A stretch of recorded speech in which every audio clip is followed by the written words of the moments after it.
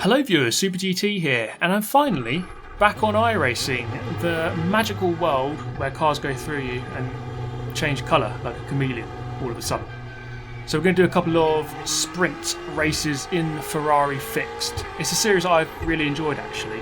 Short, sweet sprint races, but also there's a fair amount of absolute filth going on, and it's very much akin to my experience in Forza motorsport lobbies.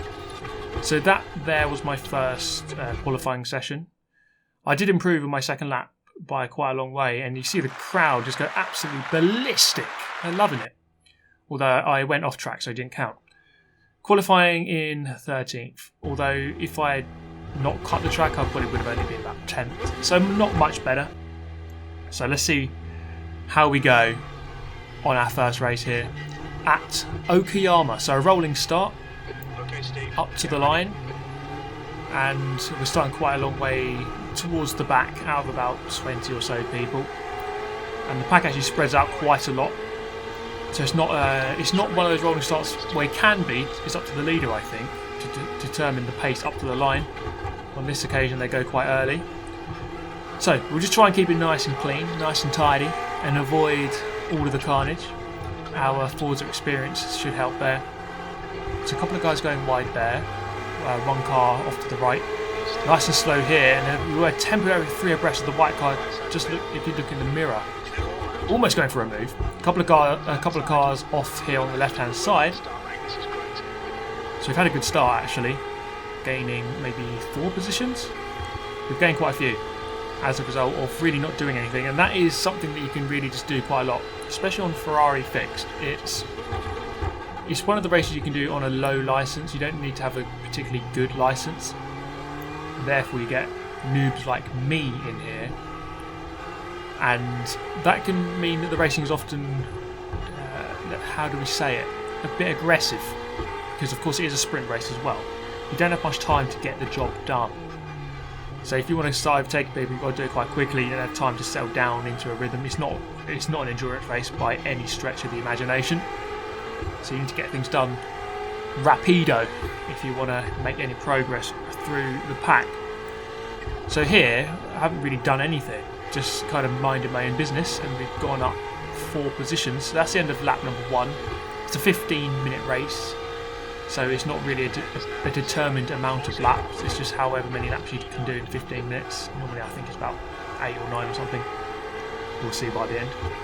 Now coming into turn 2, on lap number 2, we just have a nice casual blockade through the corner, and then we get slammed into from behind.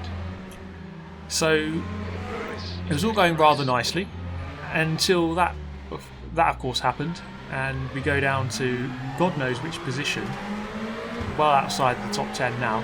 And unfortunately we could have got through that and gained about 4 positions again, but no.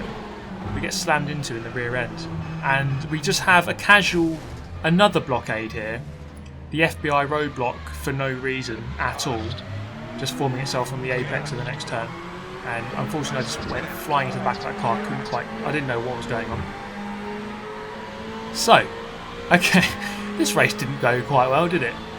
As we get away though, our car's still moving. We have this car behind. I'm just going to let him go because my car has damage, and this is something you don't get in, your casual console sims most of the time, or casual racing games. You have to look after your car because it is going to get damaged. And on this occasion, there was a car that just went into the pit lane who obviously had worse damage than I did. This is the final lap, and you can see the difference with the car in the mirror, just how easily they're gaining. It's just not even a competition, so there's nothing I can do to fight against him. And you can look at it here. Just look how easily he just manages to drive away. We're in the same car. It's a fixed series, so everyone's got the same setup. And that wasn't really a poor exit. It was just the car's damaged, unfortunately. So that race could have gone very well if I just managed to get through that incident on lap 2. Okay, it's over. But it's over. We can go and look at the replay and see what the hell happened. So this is the view from the person behind me going into that incident in turn 2. So we come in, And then there I am, I don't know, he just doesn't seem to want to slow down. He just kind of punts me off on the way through. So here's actually what caused the incident. So the white car, I think he's in 4th place, so bins it on his own. This guy slams into the side of him.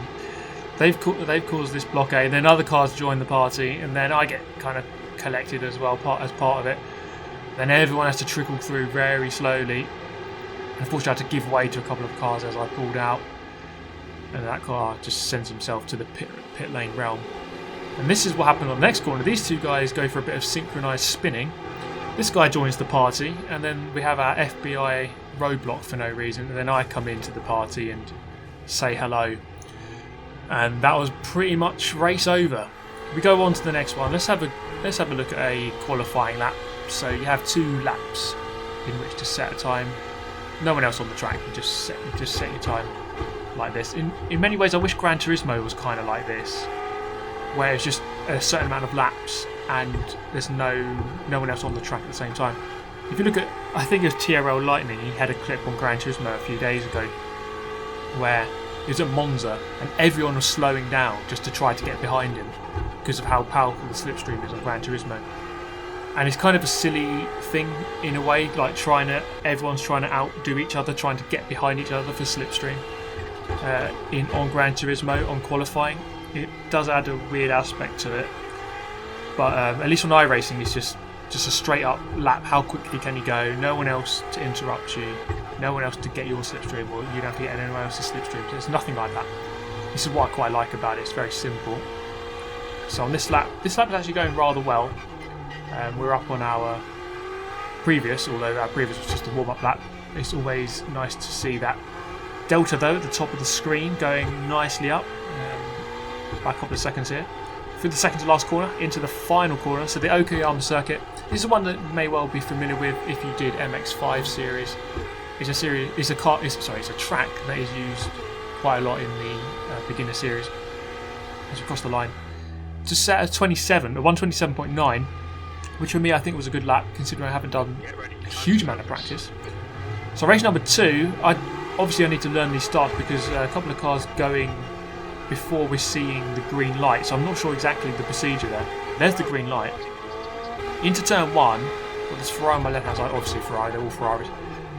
And, well, we go spinning around, or he goes spinning around. And I thought I was okay. He said thanks. He said thanks, and he was very polite about it. I thought I had enough space, but obviously I didn't.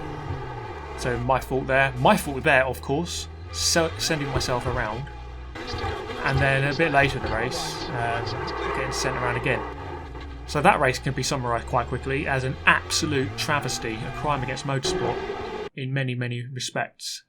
So that's what happened there at the start, and it's a bit more conclusive from the helicopter shot, or the blimp shot, as, my nose was just alongside, but from my angle, I didn't think it was, but obviously it was. So I need to stop ramming people for money. Obviously, the money's just too tempting when you start ramming people. This woman was absolutely so angry. She hated what she was seeing. Okay then, let's move to the final race. Let's see what we can do, because here I've started, well, I haven't qualified, so I'm going to start right at the back. And sometimes that can be a safe thing to do because you can just pick your way through, take your time. In the middle of the grid, that's the worst place to start typically, as you're basically the meat in the ramming sandwich, and that's not an ideal place to be. Let me tell you that from personal experience. I was just trying to run this guy narrow. He doesn't take any of it. He goes up the inside. He keeps the position.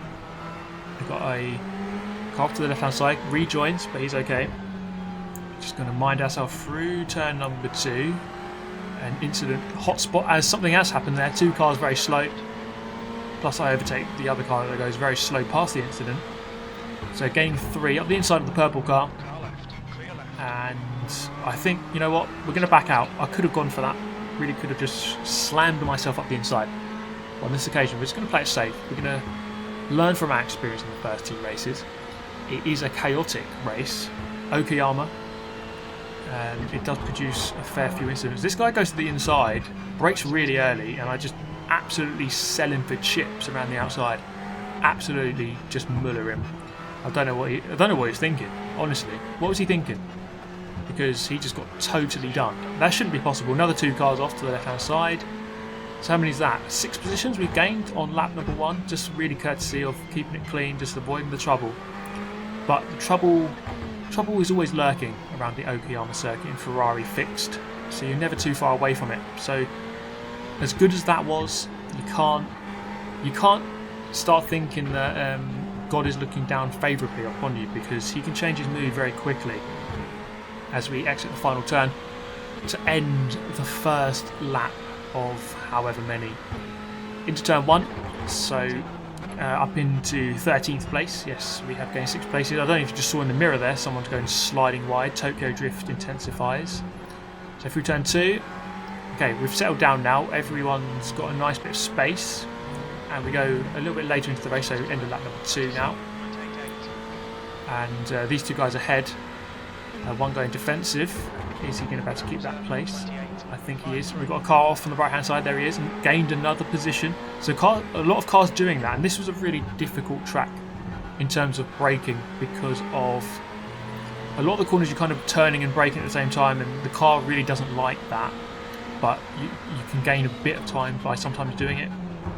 So a lot of the corners are sort of, especially the first 2 corners, sort of fast curved braking points, and that's a recipe for spinning, and a lot of people were taking that invitation and serving up a nice meal of 180 degree rotation.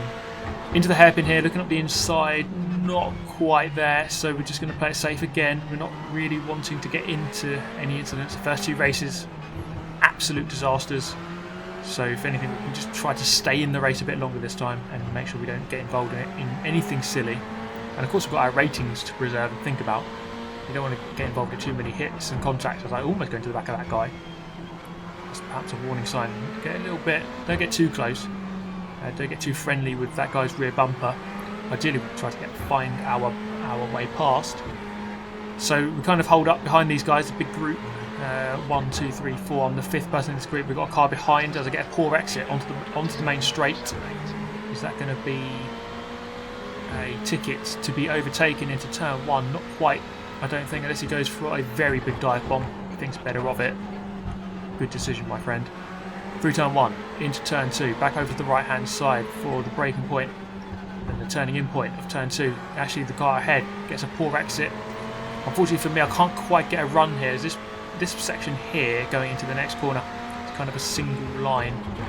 He covers the inside. Can I go for the cutback? Yes, I can. The space just opens up, and we've got the job done. Well, we kind of got half the job done. He's side by side, so it's a drag race towards the next hairpin. I do have the right hand side, which is the inside for the hairpin coming up. We look for the 100 ball on the left hand side. There it is on the brakes, and we hook up with the apex. There's no way he can fight me around the outside on such a tight hairpin. So we've gained another position. We move up.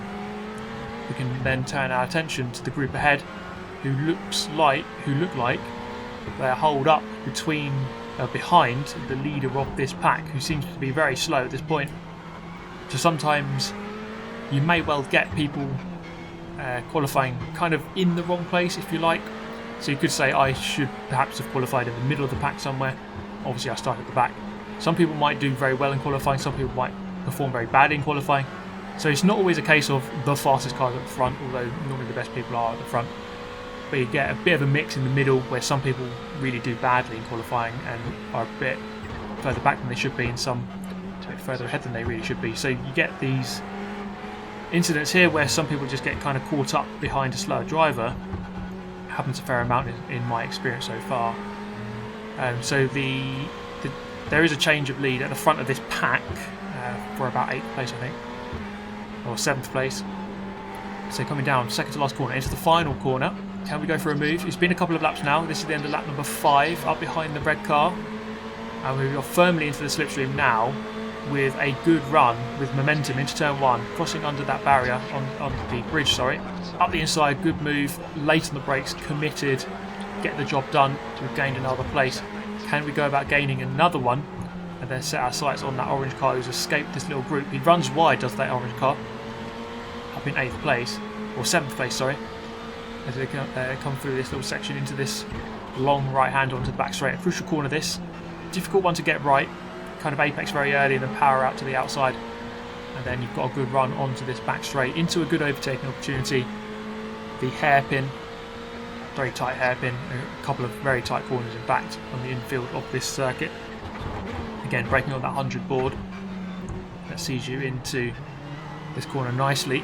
So this race has settled down rather well, as we have a group here of about 7-8 cars. And this is the thing about iRacing, it can get very filthy, can get dirty, but sometimes it does, or a lot of the time it does settle down and people kind of get their rhythm. And I get my rhythm by slamming into the back of this guy and sending him fully around. So we've got a car contact warning there. I was surprised I didn't get a 4x for that. I've only got a 1x or a 2x. So, well, what do we say about that? I've just absolutely slammed someone off the circuit. So it was a good race until that point. I was doing well. Well, I'm still doing well, I suppose, but albeit by punting someone firmly out of the way. So that's something we have to work on. Just not murdering people, basically. It does help to not murder people. In my experience in life, if you don't murder people, it helps. That's just, if there's something you should take away from this video, it's don't murder people. But well, we can continue here. We set a good couple of corners there, and we actually pull away from the group behind, trying to obviously keep up with the guy ahead. Final lap then, and I was in a very lonely 8th. After that incident, it kind of calmed down a lot. I think everyone was kind of holed up behind that guy that I murdered, and once I got through, it was very easy from there. We did catch up with this guy who was recovering from a big off track, but it wasn't quite enough, as he just kept his cool, kept his position. We'd come through to finish in 8th place. So, very much a mixed bag. This race, but also all of the races that we've had. That was actually a decent race, 19th to 8th, albeit sending someone to the Shadow Realm by punting him off. Other than that, I think that was a good race. We could perhaps do some more and build our rating. So here's another look at it. So just late on the brakes. I was kind of too focused, I suppose, on that red car who's looking around the outside of me. This is a view from the guy I murdered into this corner then, and then boom, there we go. Just send him round front side 180, thrown in there for good measure. Get some skill trick points, I suppose. But there we go. I do hope you enjoyed the video as always. I very much enjoyed racing on iRacing again, and I will be playing this a lot more. We've got the direct drive wheel now, although this was not recorded on the direct drive wheel. But from now on I will be on the direct drive. So hopefully that can change our experience. But there we go. I do hope you enjoyed it. Let me know your thoughts. As always, I shall see you next time. Have a nice day, and I shall see you in the next video. I'll see you there. Goodbye.